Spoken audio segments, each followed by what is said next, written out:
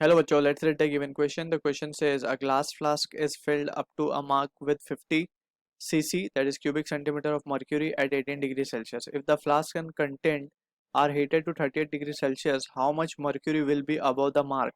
Alpha for glass is, that is coefficient of linear expansion for glass is 9 into 10 raised to minus 6 per degree Celsius, and coefficient of real expansion of mercury is 180 into 10 raised to minus 6 per degree Celsius. Option A given है 0.85 cubic centimeter, option B 0.46 cubic centimeter, option C 0.153 cubic centimeter, option D is 0.05 cubic centimeter.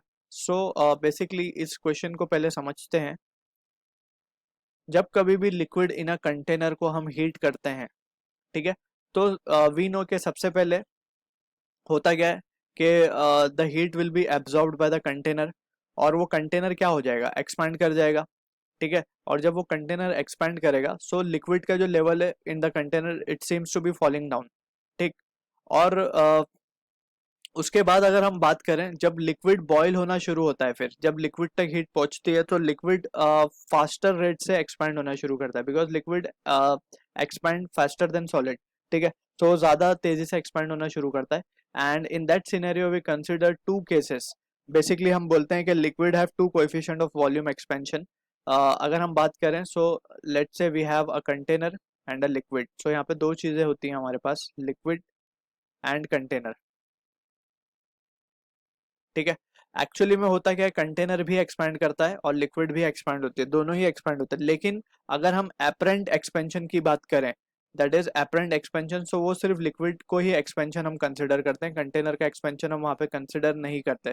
तो in that case हम क्या लिखते हैं, इसका ले लेते हैं हम gamma apparent, that is coefficient of apparent expansion. ठीक है, जिसको हम गैमा ए या गैमा एपीपी से डिनोट कर रहे हैं. एक्चुअली में this is the apparent case जब हमने कंटेनर के एक्सपेंशन को निग्लेक्ट किया हुआ है, लेकिन एक्चुअली में ऐसा होता नहीं है.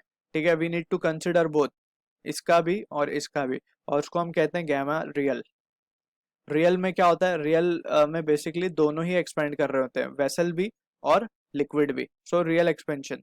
अब यहां से ही वी कैन से तो हम गामा रियल को क्या लिख सकते हैं, एक्चुअली में gamma real can be written as coefficient of apparent expansion plus coefficient of vessel का एक्सपेंशन.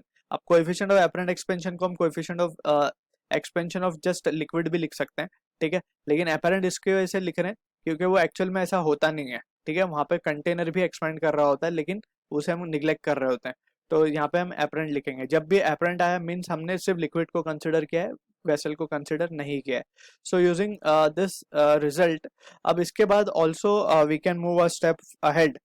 अब अगर हमें change in volume in liquid respect में वेसल के निकालना हो, ठीक है ना, अगर वेसल के रिस्पेक्ट में लिक्विड कितना एक्सपैंड किया है, so that we need to if calculate. So हम क्या करेंगे, जस्ट हम लिख देंगे apparent change in volume will be what, जो टोटल वॉल्यूम होगी v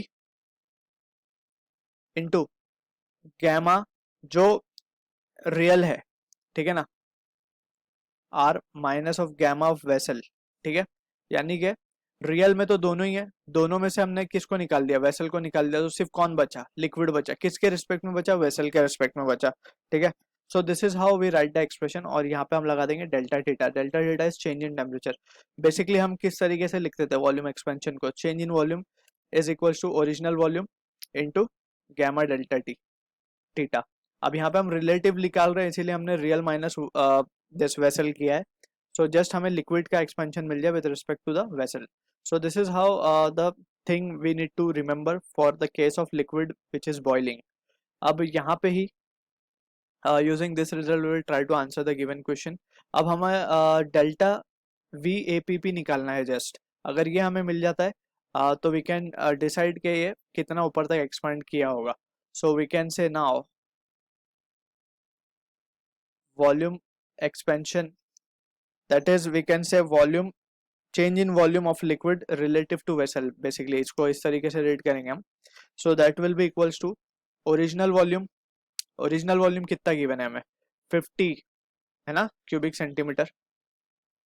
so we can write this as to be 50 into real expansion given है mercury का हमें, सो रियल कितना गिवन है ये एक्चुअली में 180 10⁻⁻6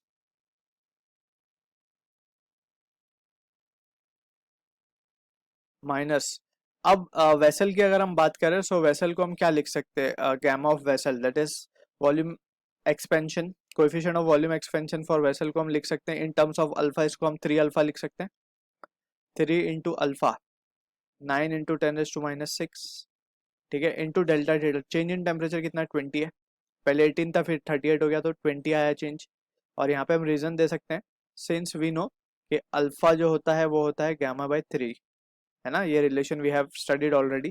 सो यहाँ पे क्या आ जाएगा, डेल्टा वी अपरेंट क्या आ जाएगा हमारे पास, delta V apparent comes out to be this will be 1000, और ये हो जाएगा हमारा 180 माइनस विल बी 153, 153 10⁻⁻6 और बाहर 1000 है, सो इट विल बिकम 10⁻⁻3, ठीक है, and that will be the apparent volume, change in apparent volume basically. अब इसी को अगर हम एपरेंट वॉल्यूम को हम क्या कर सकते हैं, पहले हमारा कितना था ये 50 क्यूबिक सेंटीमीटर था ना, 50 क्यूबिक सेंटीमीटर, अब हमारे पास आ रहा है ये 153, ठीक है। सो चेंज कितना हो गया ये, मीन्स हमसे पूछा ही ये गया था क्वेश्चन में कि how much mercury will be above the mark, so कितना अबव चला जाएगा ये, this will be the answer that is 0.153 cubic centimetre. So this is the answer to the question जो कि मैच होगा हमारा ऑप्शन सी के साथ। I hope you understood the solution. All the best.